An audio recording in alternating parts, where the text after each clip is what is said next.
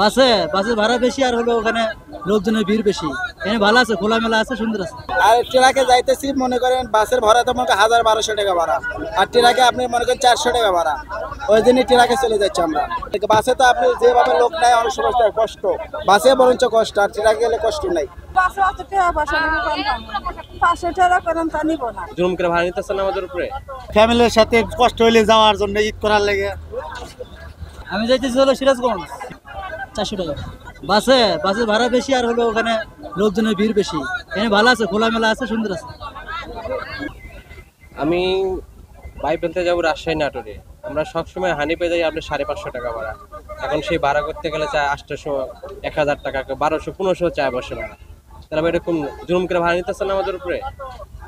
এখন আমরা বলতেছি একটু কম হলে আমাদের সুবিধা হয় ভাড়াটা। প্রতিবার তো কমের কথা বলে পরে এই অবস্থা করে প্রতিবারই।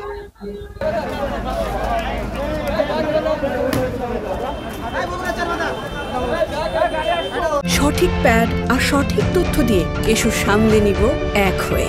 Mona Lisa sanitary napkin.